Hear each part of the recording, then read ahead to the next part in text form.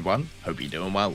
We're having a look at another devlog for the next major update, and this time it's for a really cool aircraft. This is the BF-109 T-2, the navalized version of the BF-109. I was wondering when Gaijin was going to start bringing in the navalized versions of these aircraft. There's a really cool one for the Ju-87 too, which should be able to carry a torpedo, but so far we're just starting with the BF-109 version. Unfortunately, they've decided to make this one a premium, which kind of sucks, because it does have some interesting unique features, which I think would be great for everybody to give a go at. It's going to be at rank 2 as well, so it's going to be good for your first daily, and a good kickstart to the tech tree. Maybe they'll make it into like a starter premium or something like that, if they ever decide to change that pack. But what we're going to do in this video is have a look at the history of this really interesting plane, and then also how I think it'll do in the gameplay section. Let's get into the history, and as always, if you enjoy the content, make sure to subscribe and also like the video.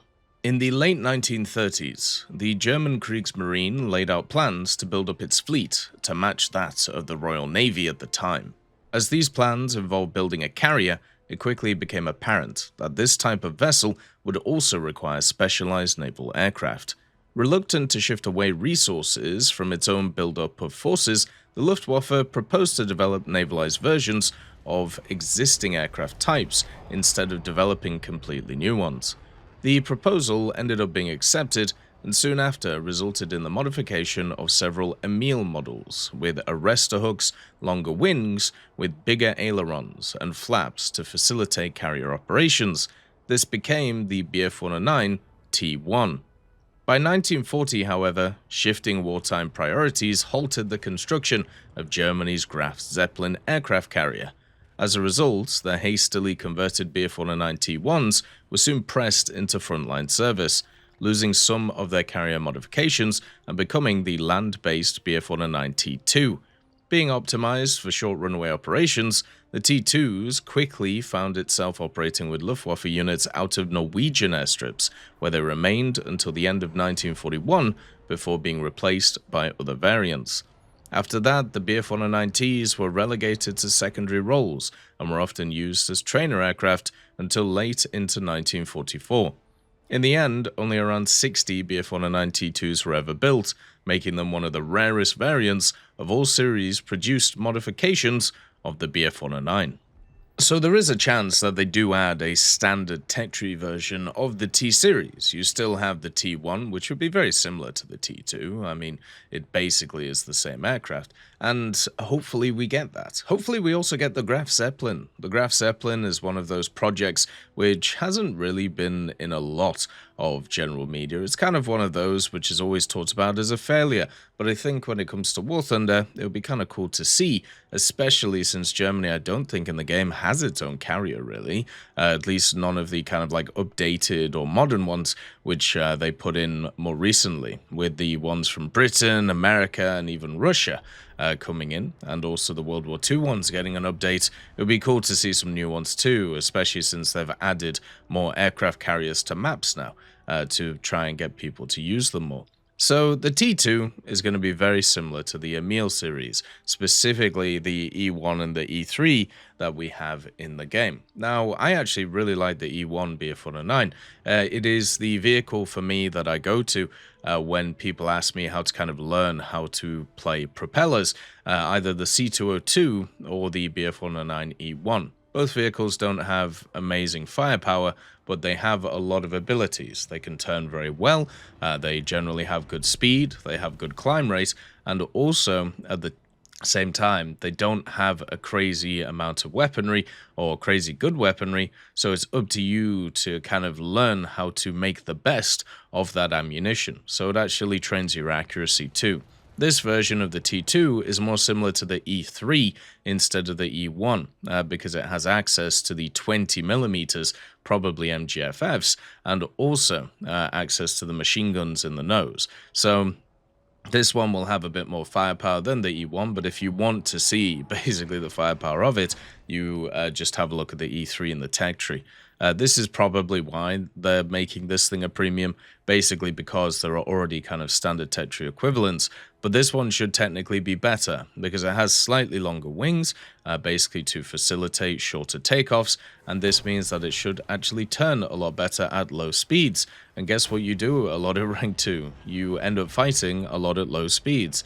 The other part of it that should be maybe slightly different is depending on whether they give it the arrestor hook or not. I don't think they will, because if looking at the pictures, it doesn't seem to be there. So maybe if they ever add in the T1, that would be something that they add to it. What they are adding to it, though, is some bombs. So you'll be able to get some 50-kilo bombs and also some 250-kilo bombs. So giving it a little bit more of a strike aircraft feel when it comes to ground and when it comes to the naval battles.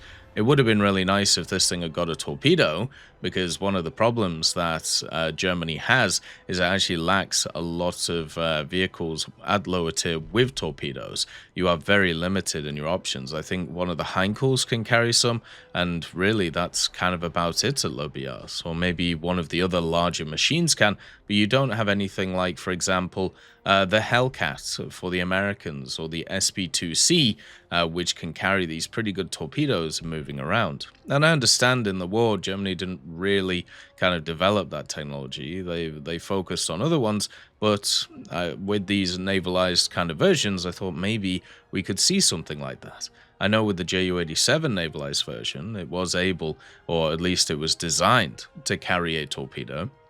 Maybe this one could also get one at some point. And since it's a premium, you don't have to worry about modifications, you don't have to worry about anything like that. You can just get this thing as it goes, and you can also get premium bonuses, which generally is quite nice. I think overall that is pretty positive. I just wish it was a T-2 vehicle. Every time we get another one of these more interesting kind of Second World War vehicles nowadays, it's either a premium or it's an event vehicle. We don't actually get anything in the T-2s anymore unless it's kind of copy-paste for sub-T-2s. And that just kind of makes me sad, because as a person who has always enjoyed the Second World War content more than the Cold War stuff and the more modern stuff, seeing it being relegated to those types of roles in the games kind of sucks. But I suppose there is still a ton of Second World War stuff already in the game, so, you know, I can't be too unhappy.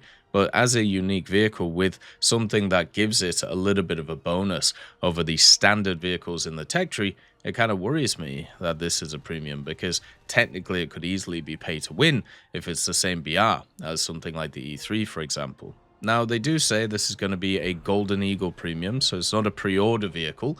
It will just be sat in the tech trees, so therefore it'll be able to kind of be 50% off when the sales come around if you want to pick it up for them.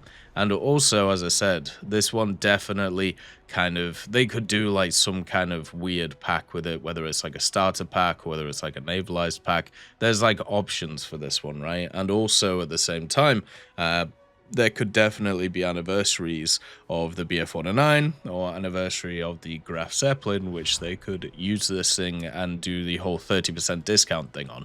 There's definitely opportunities for that kind of setup. So I'm hoping that people enjoy this one. I just wish it wasn't a premium. I would have loved to grind through this one, and it's been nice whenever they've added kind of like these lower tier aircraft to the game.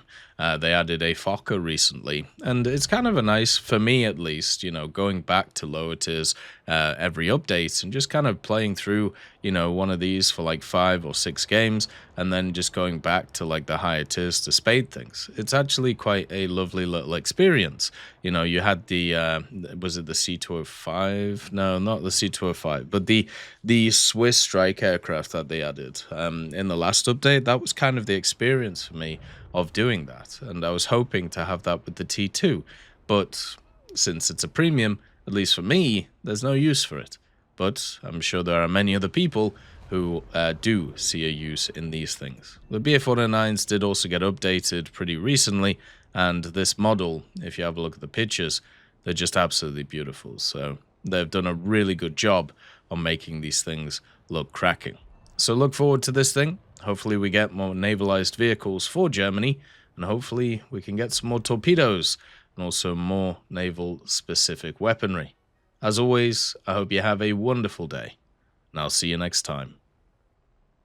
I'd just like to thank GMG Smiley, CD Beans, Chieftain Mike, EMN3 Galaxy, Tulio Pontecorvo, Brendan Quinn, Carrion Crow, Gus Irenicus, Pyman, Wartinder, Teddy, Daniel Stanton, Martinez, B. Young, Ozzy Panzer, Alan Hacker, Liam Shear, Opium Prime, Lafouche, Sem, Aslan, Uncle Bean, and Derek R. for supporting the channel.